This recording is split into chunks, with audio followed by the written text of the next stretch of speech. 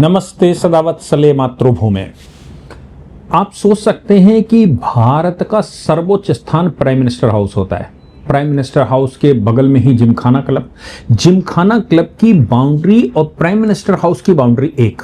और मजे की बात यह है कि उसके थोड़ी ही दूर पर, यह रेसकोर्स का मामला है, उसके थोड़ी ही दूर पर एयरफोर्स का स्टेशन है और यहां पर मस्जिद कैंप बसा हो। 3000 से 4000 लोग रहते हों। यहां 3 छोटी छोटी क्लस्टर बस्तियां बसी हों। कहां बसी? एयरफोर्स स्टेशन से दीवार लगी हुई, भारत के मुख्य एयरफोर्स स्टेशन से दीवार लगी हुई और प्रधानमंत्री कार्यालय के पास, यानी कि प्रधानमंत्री के लोक कल्याण भवन के पास। कोई बहुत पुराना नहीं इतिहास, ये ऐसा है कि वो 4000 साल से बसे हों। अभी पिछले 50 साल में ये सारा खेल हुआ, सिर्फ 40 से 50 साल में। सरकारें भारतीय जनता पार्टी की तो अब आई हैं और जिमखाना जिसमें रसूखदार लोग बैठते हैं, वो आईएएस लॉबी जो भारत में, मतलब जो अंग्रेजों के नौकर थे, भारत के शासक थे, वो क्लब वहां बने थे कि देश को वो तय करेंगे कि आखिर आम आदमी कुछ भी चिल्लाता रहे, वो तय करेंगे सवेरे क्या होना है। उसमें जजेस शामिल थे, उसमें चीफ सेक्रेटरी शामिल थे, उसमें बड़े पॉलिटिशियन शामिल थे, उसमें शोभा सिंह जैसे लोग भी शामिल हो सकते हैं, देश के बड़े इंडस्ट्रियलिस्ट, जिनके लिए पॉलिसी बनाई जाती है। पॉलिसी बनाकर भ्रष्टाचार होता था। वो जिमखाना क्लब और बगल में क्लस्टर एरिया और उसमें मस्जिद और मस्जिद के पास बस्ती और उस बस्ती का नाम मस्जिद कैंप। ऐसा विचार कर सकते हैं कि भारत में ये क्या रणनीति, क्या साजिश चल रही थी।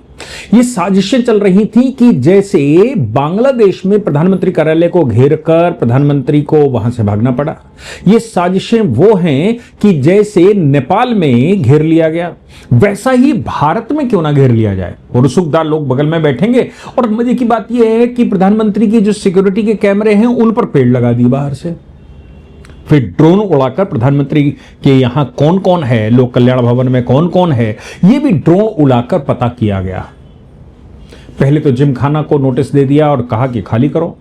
जिमखाना अवैध घोषित कर दिया। पहले के सीईओ बिठाया, सीईओ बिठाने के बाद उस पर कब्जा करने के बाद फिर सरकार ने उसके कुछ हिस्सों पर ताला लगा दिया। हालांकि वो कोर्ट में मामला चला गया क्योंकि वो रसूखदार लोग हैं, मानेंगे नहीं।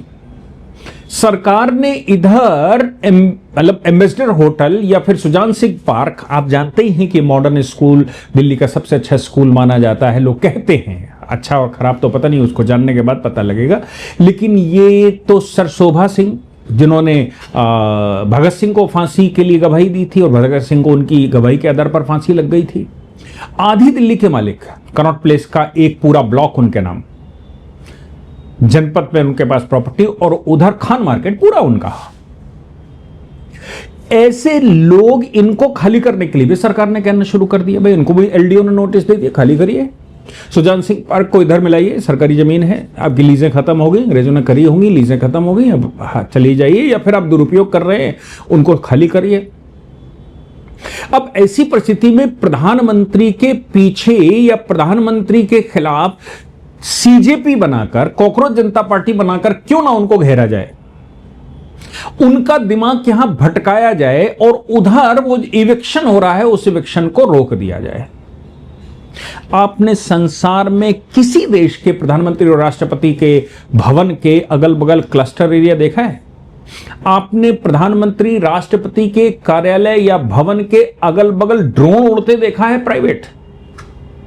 आपने नहीं देखा होगा, मैंने सुना भी नहीं है। लेकिन भारत में यह हो रहा था कि प्रधानमंत्री कार्यालय पर कब्जा करना है तो कैसे होना है। अगर किसी देश पर कब्जा करना है तो 2-3 काम करने होते हैं बस। आप संसद पर हमला कर दीजिए, उस पर कब्जा कर लीजिए, ऑल इंडिया रेडियो पर कब्जा कर लीजिए और सेना का कोई बड़ा अधिकारी यह घोषित कर दे कि भाई हम तो आपके साथ हैं, और प्रधानमंत्री को बंधक बना लीजिए, हो गया देश का कब्जा। ऐसे ही देशों में कब्जा होते हैं, सरकारें बदली जाती हैं। वो चाइना की कम्युनिस्ट सरकार बदली हो, नेपाल में बदला हो, बांग्लादेश में बदला हो, श्रीलंका में बदला हो, संसार भर में ये सब क्रियाएं चलती हैं। भारत में भी उसका प्रयास। लेकिन भारत के प्रधानमंत्री ने 2019-20 की तरफ ही ऐसे सर्वे करवाने शुरू कर दी थी जो ड्रोन मैपिंग करते थे, यानी कि पूरे देश में ड्रोन लगाकर, ड्रोन उड़ाकर ये देखना कहां क्लस्टर एरिया है और कैसे एरिया है, किनकी ओनरशिप बनती है, किसकी प्रॉपर्टियां हैं, ये सब करना शुरू कर दिया। 2020-21 में इस क्लस्टर एरिया को खाली करने के लिए जब वहां प्रशासन गया तो ऑनरेबल हाईकोर्ट पहुंच गए। हाईकोर्ट ने यह तो माना कि यह सरकारी संपत्ति है, हाईकोर्ट ने यह माना कि ये सिक्योरिटी के लिए आवश्यक है, प्रधानमंत्री की सिक्योरिटी के लिए आवश्यक है, क्योंकि ये जो 700-800 परिवार हैं जिसमें 3-4 हजार लोग रहते हैं, 5,000-6,000 लोग रहते हैं, ये अगर पत्थरबाजी करें तो क्या होगा। और हम तो जानते हैं मस्जिद से जैसे ही अजान होगी, अजान के बाद लोग इकट्ठे होंगे, उसके बाद वहां तकरीर रखी जाएगी और तकरीर ऐसी होगी कि हमें सब बदल देना है और अल्लाह कह गए थे और पैगंबर ने संदेश दिया था और ये बर्दाश्त नहीं है, ये काफिर खत्म होने चाहिए, और प्रधानमंत्री भी ऐसे ही हैं, इनको भी खत्म होना चाहिए। और फिर क्या है, पत्थर मारना शुरू कर दो। और अगर काउंटर में गोली चले, मर जाए तो मर जाए, तो आपने मार दिया। किसान आंदोलन में आपने देखा, तथाकथित किसान आंदोलन हुआ, आपने तमाम तरह के भारत में इधर आंदोलन देखे, उनमें सब में यही हुआ, सीए में यही हुआ, मर किसी वजह से गया हो, फोड़ दिया ठीकरा उनके ऊपर। ऐसा ही नीट की परीक्षा में भी हुआ, मरा बच्चा किसी कारण से हो, लेकिन ठीकरा फोड़ दिया इधर सरकार के ऊपर, आपने मार दिया। तो अगर उस बस्ती को खाली करवाने जाते हैं, आप हमला करते हैं, आप वहां इकट्ठे होते हैं, आप कुछ गलत करते हैं और उधर से अगर क्रॉस फायरिंग होगी बचाव के लिए, प्रधानमंत्री की सिक्योरिटी की वजह से मर गया अगर कोई, तो आप समझ लीजिए क्या होने वाला है। नई दिल्ली क्षेत्र में ऐसी 3 बस्तियां प्रधानमंत्री के हाउस के अगल बगल थीं जिनको गिरा दिया गया। मस्जिद वाली जो मस्जिद कैंप था, पूरे उसमें मस्जिद की वजह से, जो कोई बड़ा पोर्शन मस्जिद का था और मस्जिद के चारों ओर क्लस्टर एरिया बस गया था, वो पूरी मस्जिद सहित साफ कर दिया गया। एक मस्जिद कैंप था, तो भारतीय जनता पार्टी की सरकार है, तो आप समझ लीजिए कि काउंटर में लोगों ने उधर दूसरे कैंप को भाई राम बस्ती कह दिया। ऐसी ही एक डीडीए, डीडीजीए, डीडीपीए, ऐसा कुछ नाम रख के एक बस्ती कह दिया। लेकिन इनमें मोस्टली लोग वो लोग थे जो हैंड टू माउथ हैं, 4, 5, 6, 7, 8 बच्चे पैदा करते हैं और सरकार से कहते हैं कि आपकी जिम्मेदारी बनती है, आप हमें सुख भुगाइए। आप फेल हो गए क्योंकि आप हमारे 6 बच्चों को खाना नहीं दे पाए। सरकार ने नोटिस दिया, हाई कोर्ट पहुंच गए लोग, हाई कोर्ट ने उस पर स्टे कर दिया। स्टे करने के बाद हाई कोर्ट ने कहा कि इनका प्रॉपर रिहेबिलिटेशन होना चाहिए। हाई कोर्ट ने यह माना कि यह सरकारी जमीन है, हाई कोर्ट ने यह माना कि जमीन अपनी है, मतलब सरकार की है, सिक्योरिटी का मामला है, हाई सिक्योरिटी जोन होना चाहिए जहां पर परिंदा भी पर ना मार सके। ये 5,000 लोग कैसे मारेंगे। लेकिन हाई कोर्ट ने कहा इनका प्रॉपर रिहेबिलिटेशन अगर नहीं होगा तब तक हम इनको खाली करने नहीं देंगे। सरकार ने रिहेबिलिटेशन की भी व्यवस्था कर दी और रिहेबिलिटेशन करके दक्षिण पश्चिम उत्तर पश्चिम दिल्ली में कहीं जगह दे दी कि भाई यहां पर आप रह सकते हैं, यहां पर आपको शिफ्ट किया जाता है, आप यहां रहिए। अब वो लोग जो वहां शिफ्ट करने की बाद मतलब फ्लैट बनाकर दिए सरकार ने। आप सोचिए कि सरकार ने ऐसी नहीं, फ्लैट बनाकर दिए बाकायदा, और सरकार ने कहा कि भाई हम तुम्हें घर दे रहे हैं, तुम नई दिल्ली से आए हो, जहां प्रधानमंत्री रहता है, प्रधानमंत्री के बगल में जहां हाई सिक्योरिटी जोन है, एयरफोर्स का स्टेशन है, उसके बगल में एयरफोर्स का स्टेशन नहीं, हेडक्वार्टर है रेस कोर्स पर, उसके दीवार से दीवार लगाकर रहते रहे हो तुम तो बहुत मतलब बहुत वीआईपी व्यक्ति हो, तुम्हें तो हम घर बनाकर देंगे। सरकार ने उनको घर बनाकर दिए। घर बनाकर देने के बाद शिफ्टिंग की बात कही, तो शिफ्ट कौन होगा। यहां नई दिल्ली में फ्री में रह रहे हो, खाना पानी मिल ही रहा है, केजरीवाल जैसे लोगों ने वहां सारी व्यवस्थाएं करवा दी थी, कांग्रेस का प्रधानमंत्री रहा तो वो भाई बंधु हुआ करते थे। ऐसी परिस्थिति में ये मोदी जी की सरकार है, ये सिक्योरिटी ध्यान में रखे और भविष्य में होने वाले भारत के संकट को ध्यान में रखे है, डेमोग्राफी को ध्यान में रख रही है, आगे आने वाले संकट की तैयारी में है। भारत सरकार, अब मान लीजिए मोदी जी की सरकार, मैं जहां तक समझ पाया, वो आने वाले भारत के संकट के लिए तैयार है, जो कि हमारे घर में आस्तीन के सांप कुछ गलत करना चाहते हैं, हिंदुस्तान को दारुल इस्लाम बनाना चाहते हैं, कोई हिंदुस्तान को ईसाईस्तान बनाना चाहता है, उन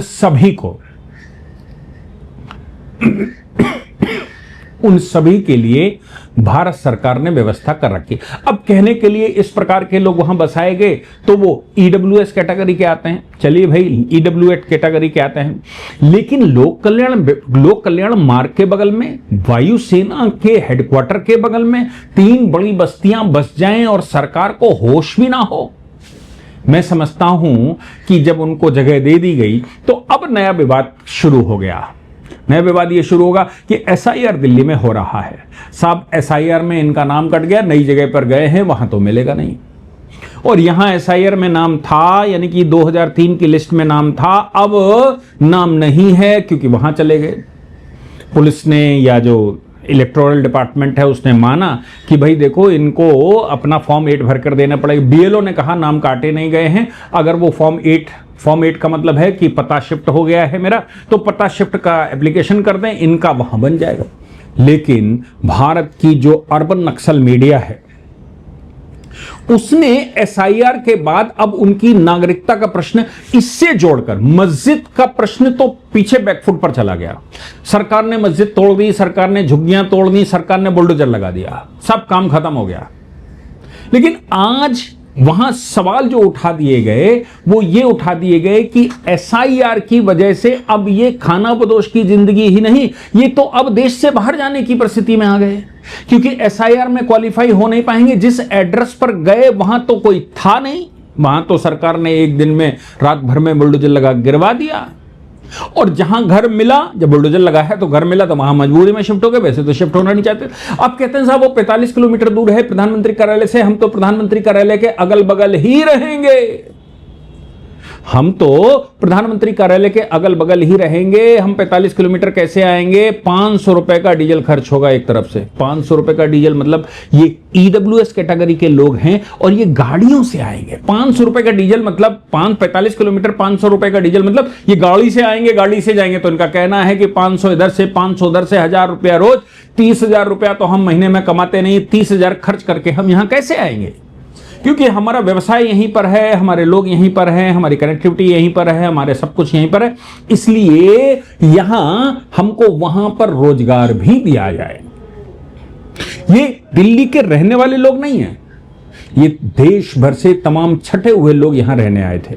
हालांकि सरकार की भलमनसाहत देखिए, कोर्ट की भलमनसाहत देखिए कि इनको रिहेबिलिटेशन में बाकायदा फ्लैट बना कर दिए, फिर भी ग्रीवांस अर्बन नक्सल मीडिया ने यह उठा दिया है कि एसआईआर इनकी चूंकि हो नहीं सकती, जिस पते पर इनका कार्ड था उस पते पर तो सपाटा पड़ा हुआ है, मैदान कर दिया सरकार ने, मस्जिदें तो तोड़ दी, मस्जिद वाला कैंप कहां बचा? तो अब एसआईआर अगर पूरी हो जाएगी और जहां वो गए हैं वहां पर इनका वोट बनेगा नहीं, क्योंकि एसआईआर में कैसे बनेगा, और जहां का है वहां तो जगह साफ है। तब बीएलओ को स्पष्टीकरण देना पड़ा कि अगर आप फॉर्म 8 भरते हैं तो मैं यहां से स्वीकार करके उस बस्ती में जहां तुम्हें बसाया गया है, जहां बस्ती तुम्हारी नई शिफ्ट कर दी गई है, वहां हम आपका ट्रांसफर कर देंगे। लेकिन ये स्वीकार करना पड़ेगा कि ये मोदी जी हैं, देश में जो सिक्योरिटी का मामला है, और चूंकि क्लस्टर एरिया देश में बहुत है, बंगाल में आपने देखा कि बीजेपी की सरकार आने से पहले क्या हाल रहा, वहां केरला में आप देखते ही हैं, जम्मू कश्मीर में आप देख ही रहे थे, असम में भी भारतीय जनता पार्टी की सरकार आने से पहले क्या हाल था, ये भी आपने देखा था। ये क्लस्टर एरिया कहीं और नहीं, पश्चिमी उत्तर प्रदेश में भी बस गए, दिल्ली में क्लस्टर एरिया, और ये क्लस्टर एरिया नई दिल्ली में भी हैं, और ये क्लस्टर एरिया प्रधानमंत्री कार्यालय के पास भी हैं, और ये क्लस्टर एरिया हेड एयरफोर्स के हेडक्वार्टर के पास भी हैं, और ये क्लस्टर एरिया आप सोचो कि जिस दिन कयामत आएगी, जिस दिन गृह युद्ध छेड़ने का, भारत को दारुल इस्लाम बनाने का प्रयास शुरू होगा, उस दिन ये क्लस्टर एरिया क्या करेंगे? इसलिए ये आपकी जिम्मेदारी बनती है कि इनका रिकॉर्ड निकाल कर और इनका रिकॉर्ड सरकार को दिया जाए, सरकार इस पर काम करे। और जैसे प्रधानमंत्री कार्यालय के बगल ये सारी बस्तियां तोड़ दी गई, मस्जिदें तोड़ दी गई, इस्लामिक स्ट्रक्चर तोड़ दिए गए, छोटे छोटे मंदिर भी भाई राम कॉलोनी में बसा लिए होंगे, वो भी सारे तोड़ दिए। तो अब ये आपकी जिम्मेदारी है कि ऐसा कोई क्लस्टर एरिया होता है तो सूचना दें। हालांकि मैं समझता हूं कि सरकारी अधिकारियों को सबको मालूम होता है, फिर भी वो सोए रहते हैं, क्योंकि वो तो राजा हैं देश के, और देश का राजा कहीं प्रजा को देखने नहीं जाएगा गड़बड़ कहां है। ये तो हमारी आपकी जिम्मेदारी है, जो स्व के भाव से देश को अपना मानते हैं। ये हमारा देश है, इसको स्वच्छ करना, साफ करना मेरी समस्या है, मैं इसको कर रहूंगा, ये मेरी जिम्मेदारी है। इसलिए मुझे लगता है कि ऐसा कुछ आपको लगता है तो निश्चित तौर से हमें अथॉरिटीज से बात करनी चाहिए, उनके ऊपर प्रेशर भी बनाना चाहिए। हालांकि वो प्रधानमंत्री कार्यालय का मामला था, वो तो वहां बसना ही नहीं चाहिए था, एक भी व्यक्ति वहां कैसे बस गया। लेकिन 80 के दशक में बसे कौन था? सरकारें किसकी थी 80 के दशक में? और तब से अभी तक सरकारें कौन है? ये विचारणीय प्रश्न है। और ये किसी की सोची समझी साजिश है? क्या उन हुक्मरानों की सोची समझी साजिश है? क्या भारत को दारुल इस्लाम बनाने की प्रतिज्ञा लेने वालों की सोची समझी साजिश थी? लेकिन आपका दूरदर्शी प्रधानमंत्री है। अभी क्या है कि ये सब काम अगर आप कर रहे हैं, ये सब क्लस्टर एरिया तोड़ रहे हैं, तो अभी क्या है, जंतर मंतर पर प्रदर्शन करेंगे। वांगचुक जैसा एक व्यक्ति जिसके ऊपर एफसीआरए के वायलेशन का उस समय उल्लंघन लगाया था कांग्रेस सरकार ने, जब एफसीआरए के कानून कठिन नहीं थे, कि विदेशी पैसे से देश में बहुत सारी गतिविधियां चलाते हैं। बैठ जाएंगे साहब धरने पर, हम तो मर रहे हैं। ऐसे अगर लाखों वांगचुक भी मर जाएं तो भी देश की कॉस्ट पर इनको वैल्यू नहीं दी जा सकती। याद रखने की बात है। जय हिंद, जय भारत, वंदे मातरम।